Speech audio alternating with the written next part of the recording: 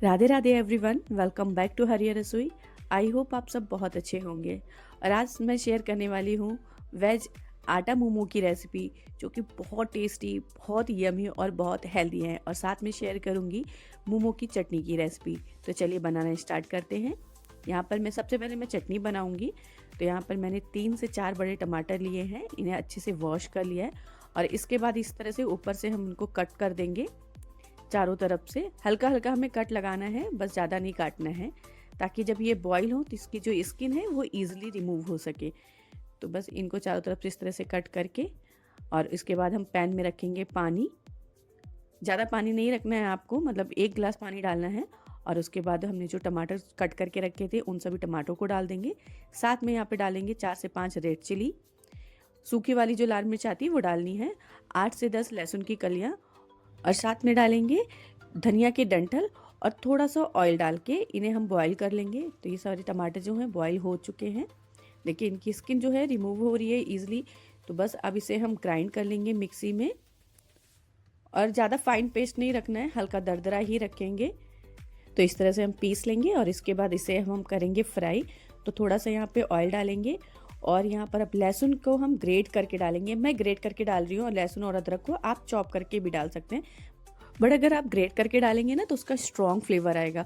और मोमो की जो चटनी है उसमें लहसुन और अदरक का जितना स्ट्रॉन्ग फ्लेवर होगा उतनी ही ज़्यादा यमी और टेस्टी बन के तैयार होती है। और और अब इसमें ऐड करेंगे थोड़ा सा सोया सॉस, थोड़ा सा रेड चिली सॉस, और इनको मिक्स कर लेंगे। और उसके बाद ऐड करेंगे टमाटो केचप, बैलेंस करने के लिए खट्टे मीठे को। और उसके बाद इसमें ऐड करेंगे थोड़ा सा अजीनोमोटो, और ऊपर से डालेंगे ऑरिगेनो, और टेस्ट के अकॉर्डिंग नमक। और इन सारी चीज़ों को अब हम अच्छे से मिक्स कर लेंगे, और 3 से 4 मिनट के लिए इसे हम पकाने के लिए रख देंगे। इसमें मैं कोई भी कॉर्नफ्लावर नहीं ऐड करती हूँ, मैं नॉर्मल इसी तरह की ही चटनी बनाती हूँ, तो ये हेल्दी भी रहती है। और अब मोमो की हम आटे की तैयारी करेंगे। तो यहाँ पर मैंने 250 ग्राम आटा लिया है, थोड़ा सा नमक, और ये उसके बाद पानी डाल के अच्छे से सॉफ्ट डो बनाना है। बहुत सॉफ्ट भी नहीं रखना, मतलब सेमी सॉफ्ट डो आपको रेडी करके रखना है। और थोड़ा सा ऊपर से ऑयल डाल के इसे रेस्ट करने के लिए हम रख देंगे।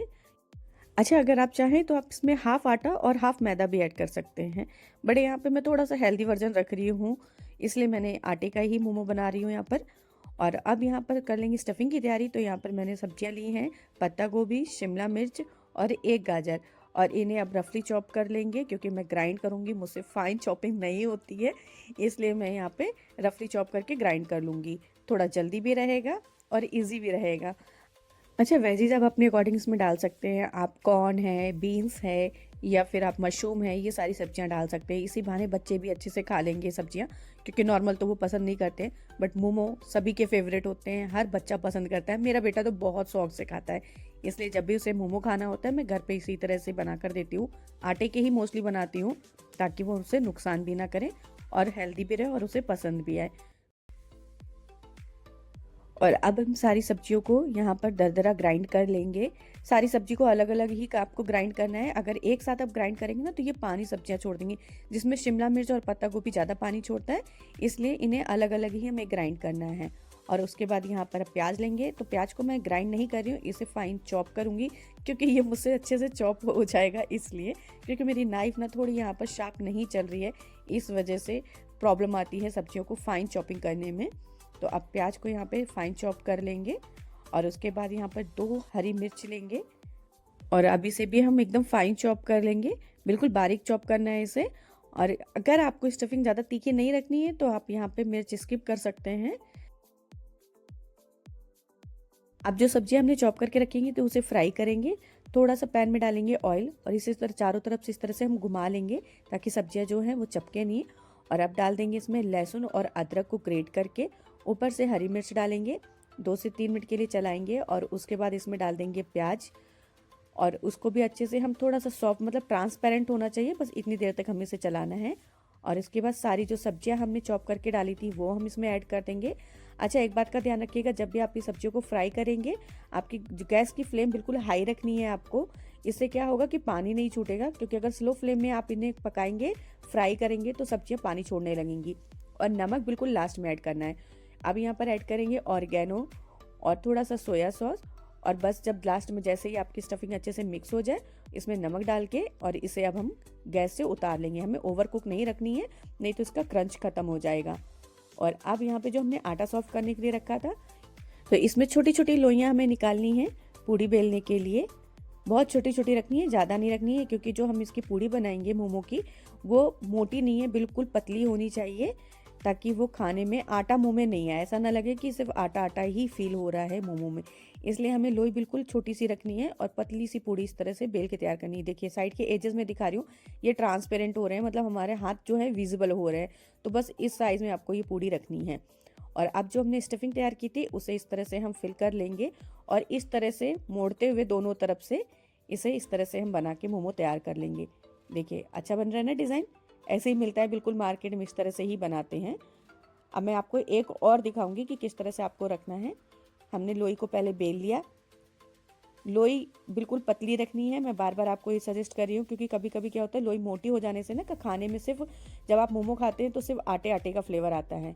पहले इस तरह से हम मोड़ेंगे, अंदर की तरफ करेंगे और दोनों तरफ से लेते हुए इस तरह से मोड़ते हुए चले जाएंगे, तो शेप अच्छा तैयार हो जाएगा। ये देखें, तो इसी तरह से हम सारे मोमो बना लेंगे। अब मैं आपको यहाँ पर एक डिज़ाइन और दिखाऊंगी, जो हम डंपलिंग बनाते हैं वो कैसे बनाते हैं।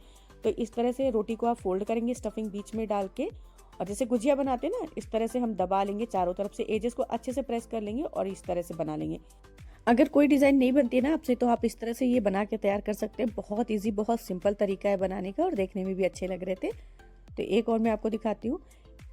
इस तरह से पहले हम स्टफिंग डालेंगे बीच में और लोई को इस तरह से दोनों एजेस को हम अच्छे से प्रेस करेंगे। खुलने नहीं चाहिए, ताकि जब हम स्टीम करें तो ये मोमो जो है खुले नहीं, ताकि उससे जो हमारी स्टफिंग है वो बाहर नहीं आनी चाहिए। अच्छे से प्रेस करने के बाद इन दोनों से साइड के जो कॉर्नर है इनको हम जोड़ देंगे और ये मोमो हमारे बनके तैयार हो चुके हैं। और अब रेडी करेंगे अपना स्टीमर। तो यहाँ पर मैंने एक पैन लिया है, नीचे पानी डाल दिया है और ऊपर इस तरह की छेद वाली छन्नी है, इसको अच्छे से ऑयल से ग्रीस कर देंगे, ताकि जब मोमो हम रखें तो वो नीचे चपके नहीं।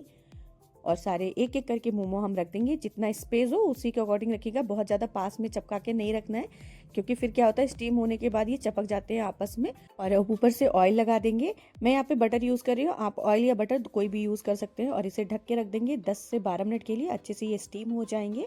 और अब ऊपर से स्प्रिंकल कर देंगे थोड़ा सा चाट मसाला, थोड़ा सा ऑरिगेनो और धनिया पत्ता, और इसे करेंगे इंजॉय गर्मा गर्म में। यकीन मानिए कोई नहीं कहेगा कि आपने ये आटे के वेज मोमो बनाए हैं, इतने टेस्टी और यमी और हेल्दी बने हुए हैं। तो चलिए मैं तो चलिए इसे एंजॉय करने। वीडियो अगर पसंद आई तो वीडियो को लाइक कीजिए, चैनल को सब्सक्राइब कीजिए। मिलते हैं नेक्स्ट वीडियो में नई रेसिपी के साथ, तब तक के लिए take care and bye bye.